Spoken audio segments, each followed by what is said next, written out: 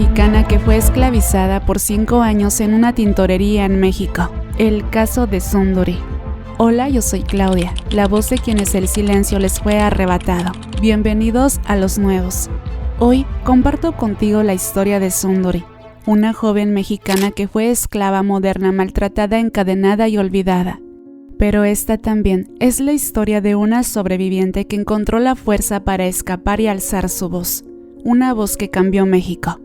Comenta Justicia por Sundari, para que nunca olvidemos su historia y su voz ayude a liberar a otras que aún siguen encadenadas. Lo que estás a punto de escuchar es real. Sucedió en 2015, en Ciudad de México. Imaginemos a una pequeña creciendo en Tlalpan, Ciudad de México.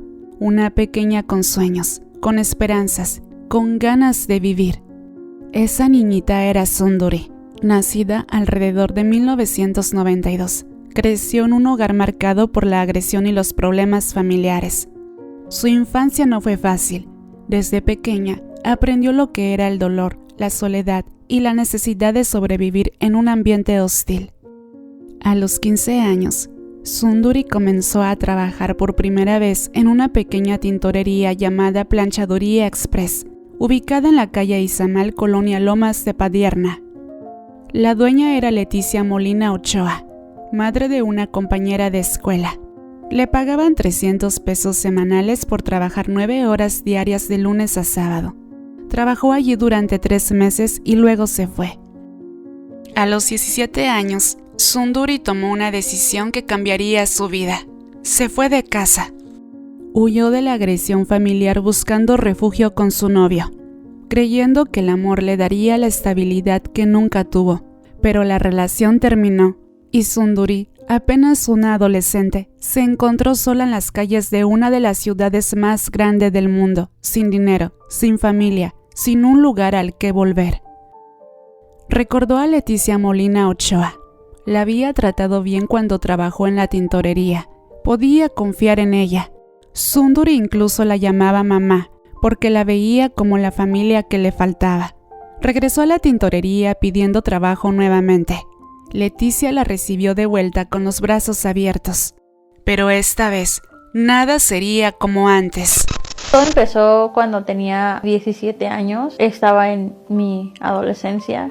Puede decirse que es una de las etapas más difíciles, ¿no? En ese tiempo yo me había enamorado de un chico y ya me había ido a vivir con este chico. No la pasé nada bien con él, quería huir de él. Y entonces decido entrar a la familia de Leticia. De al principio todo era maravilloso, era una hija más, me consentía, me defendía, me compró todo lo que yo quería.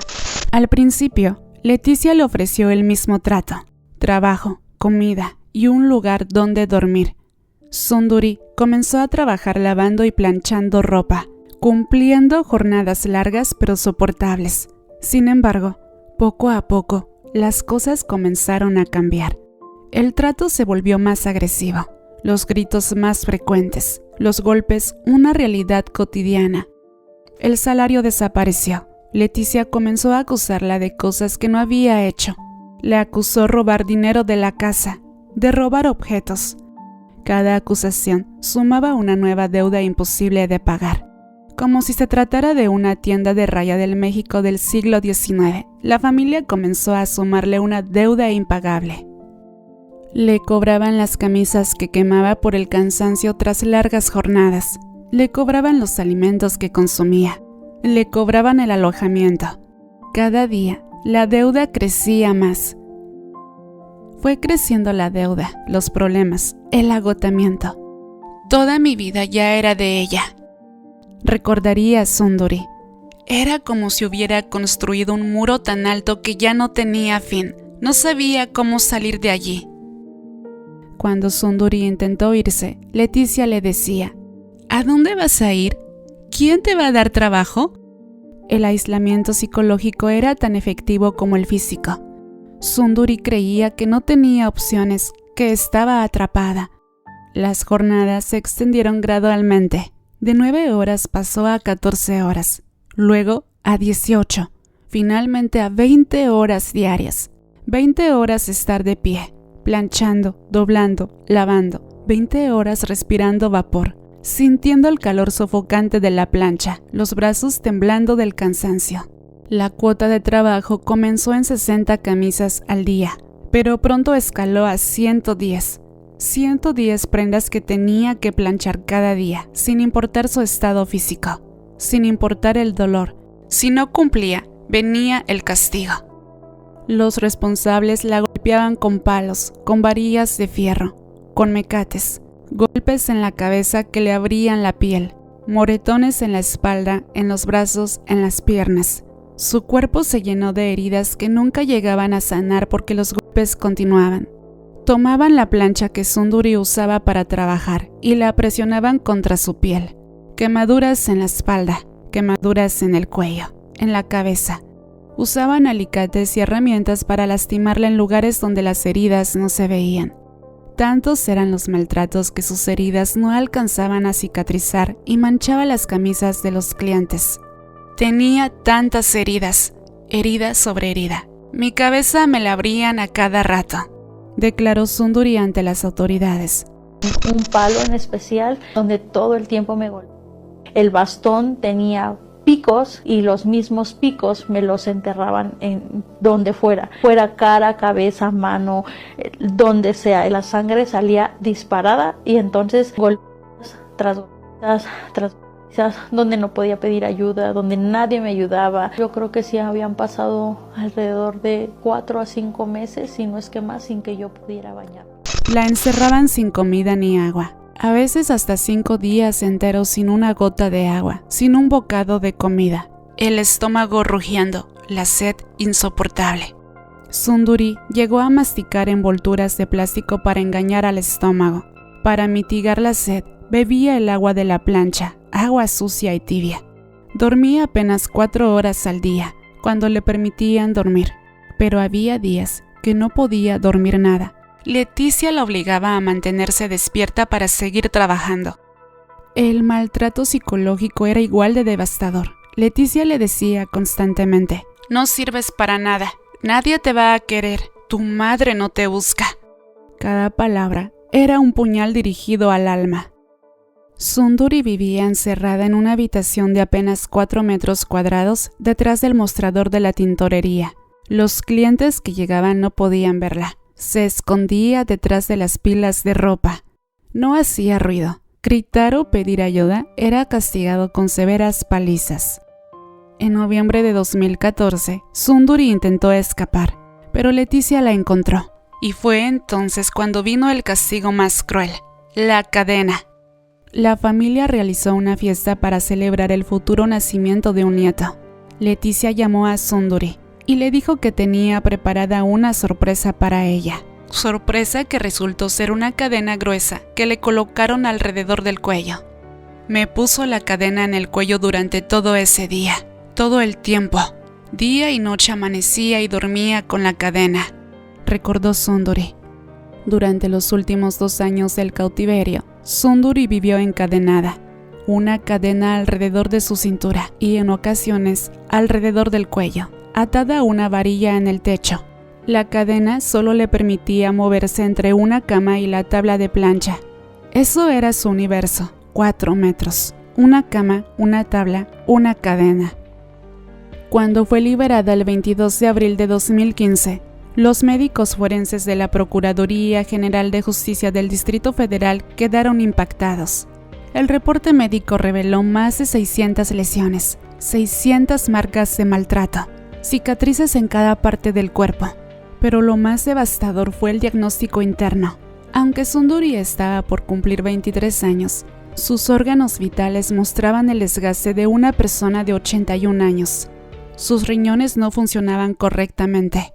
Su estómago no podía digerir alimentos apropiadamente. Su ciclo de cada mes había desaparecido completamente. Sus pechos habían desaparecido. Padecía anemia severa que ponía en riesgo su vida. El maltrato crónico, la desnutrición extrema y la falta de atención médica habían envejecido su cuerpo de manera irreversible. Su físico parecía de un adolescente de 14 años cuando tenía 23. Los médicos confirmaron que Sundari había sido sometida a maltratos sistemáticos, que fue víctima de hambre intencional y de privación de agua. Fue esclavitud moderna, pura y simple. Sundari no tuvo contacto con el mundo exterior. Estaba completamente aislada, olvidada, invisible. Pero el 16 de abril de 2015, algo ocurrió, un descuido. Sundari pidió permiso para ir al baño. Leticia le quitó la cadena. Al volverla a colocar, cometió un error. El candado quedó mal puesto, mal cerrado, suelto. Sundari se dio cuenta inmediatamente. Su corazón comenzó a acelerarse, pero no dijo nada, no mostró emoción. Estuvo con el candado mal colocado durante 3 días. 3 días planeando y pensando. Fui asimilando mi escape, en irme, y que no me saliera mal. Si se daba cuenta, yo creo que no lo contaba, recordó después. El 22 de abril de 2015 aprovechó un descuido. Saltó por la ventana del baño, encontró 100 pesos en la camisa de un cliente, pidió un taxi y huyó. Y aquí viene la parte que define a Sundari como una verdadera sobreviviente. No huyó a esconderse. Con la ayuda de una amiga que la protegió y la acompañó, fue directamente a la Procuraduría General de Justicia del Distrito Federal y denunció. Denunció a Leticia Molina Ochoa, denunció a su hermana, denunció a sus hijas, denunció a la pareja de Leticia, denunció el horror, denunció la esclavitud. Con esa denuncia, destapó uno de los casos de esclavitud moderna más impactantes de la historia reciente de México. Este fue el primer caso documentado y mediático de esclavitud laboral en Ciudad de México. Su valentía abrió una puerta que jamás podría cerrarse. Las autoridades actuaron rápido. El 25 de abril de 2015, apenas 3 días después del escape de Sundari, la Procuraduría detuvo a 5 personas. Leticia Molina Ochoa, la líder y principal responsable, su hermana, sus 2 hijas, Janet y Fanny Molina, y José Jesús Sánchez Vera, la pareja de Leticia. Todos fueron acusados de trata de personas con fines de explotación laboral y trabajo forzado. El proceso judicial fue largo y doloroso. Sundari tuvo que revivir cada momento de horror frente a jueces y medios de comunicación. Tuvo que mostrar sus cicatrices, contar su historia una y otra vez. Pero no se quedó callada. Habló, declaró, rompió el silencio, confrontó a los culpables frente a la ley. En una de sus declaraciones más poderosas dijo: "Ninguna condena se comparará con lo que yo sufrí". El 30 de noviembre de 2016, casi 2 años después de su escape, el Tribunal Superior de Justicia de Ciudad de México dictó sentencia. Leticia Molina Ochoa recibió 30 años de prisión. Los demás miembros de la familia sumaron condenas que en total superaron los 150 años de cárcel. Fue un mensaje claro: la esclavitud moderna no sería tolerada, las víctimas serían escuchadas y los responsables pagarían. Cuando se leyó la sentencia, Sundari simplemente lloró, porque aunque había justicia legal, el daño nunca desaparecería completamente, pero al menos había justicia. Sundari pasó meses en rehabilitación física y psicológica. Sin embargo, su caso generó controversia. Apenas días después de su escape, cuando aún presentaba anemia severa y heridas graves sin cicatrizar, fue expuesta a múltiples medios de comunicación. 2 semanas después, fue llevada a Argentina para participar en un foro internacional de víctimas de trata. Autoridades y organizaciones de derechos humanos cuestionaron si había recibido el tiempo necesario de estabilización médica y psicológica. A pesar de las controversias, Sundari logró recuperarse gradualmente. Aprendió a confiar de nuevo, aprendió a mirarse al espejo y a ver a una sobreviviente, aprendió a soñar otra vez. Se reconcilió con su madre. A pesar de los problemas del pasado, lograron reconstruir su relación. El amor familiar, aunque imperfecto, le dio la fuerza para seguir adelante. Sundari no se quedó en silencio. Se convirtió en activista contra la trata de personas y la esclavitud moderna. Ha dado conferencias a estudiantes, policías, jueces, gobernadores y fiscales.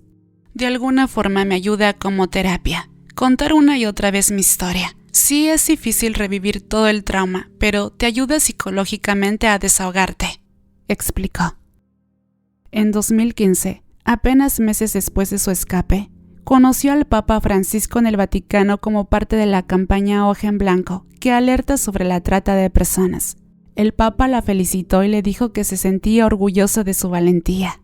Su mensaje es poderoso. Si yo pude salir, si yo pude sobrevivir, otras personas también pueden, pero necesitan que alguien las vea, que alguien las escuche, que alguien les crea. Su sueño es estudiar gastronomía y abrir una pastelería. Quiere tomar un curso de repostería y poner su propio negocio de pan y pasteles. Crear algo dulce, algo que le dé alegría a la gente. Es metáfora perfecta de su transformación de la oscuridad a la luz. Desde ese momento que me escapé, lo más valioso que tengo en mi vida es mi libertad. Es lo mejor que te puede pasar, la fortuna más grande, la libertad. El caso de Sunduri no es el único. Según datos oficiales del Índice Global de Esclavitud 2014, aproximadamente 267,000 personas son víctimas de esclavitud moderna en México. Estimaciones más recientes hablan de hasta 850,000 víctimas. A nivel mundial, según la Organización Internacional del Trabajo, casi 21 millones de personas son víctimas de trabajo forzado, 11,000 millones de mujeres y jóvenes, y 9 millones de hombres y jóvenes. La trata de personas con fines de explotación laboral es uno de los delitos más comunes y menos denunciados. Ocurre en talleres clandestinos, campos agrícolas, casas particulares, negocios aparentemente normales. El caso de Sunduri fue histórico porque fue el primer caso documentado y mediático de esclavitud laboral en Ciudad de México. Como lo había comentado anteriormente, su valentía al denunciar abrió la puerta para que otras víctimas se atrevieran a hablar. México tiene desde 2007 la Ley General para prevenir, sancionar y erradicar los delitos en materia de trata de personas con penas de hasta 30 años de prisión. Si te encuentras en una situación similar, no estás solo. No estás sola. Hay salida. Hay esperanza. En México existe la Línea Nacional contra la Trata. 855-33000. Para todos, abre los ojos. La esclavitud moderna ocurre aquí, ahora, en México y en todas partes. Si ves a alguien que nunca sale y que siempre está trabajando con marcas de maltrato, asustado, pregunta, investiga, ayúdalo, denuncia. Sunduri hoy tiene 33 años. Su mensaje: el silencio es el mejor aliado de los culpables, pero cuando alzamos la voz, rompemos las cadenas, no solo del cuerpo, sino del alma. Esta ha sido la historia de Sunduri, la voz arrebatada que se negó a permanecer en silencio. Hoy sigue adelante, sigue luchando. No olvidemos su nombre. Recordar es el primer paso para cambiar. Escribamos justicia para Sunduri, justicia para las víctimas que esperan en comentarios. Yo soy Claudia y esta fue la voz de Sunduri. Si llegaste hasta aquí, muchas gracias por ello. Recuerda que si la historia te conmovió, compártela. Si te indignó, actúa. Porque un mundo sin esclavitud es posible, pero solo si todos alzamos la voz. Bueno, muchas gracias por estar hasta aquí. Recuerda que tengo TikTok y Facebook, Casos con Claudia, donde encuentras más casos por si me quieren seguir por allá. Y nos vemos hasta el próximo caso. Que estés muy, pero muy bien. Hasta la próxima. Bye bye.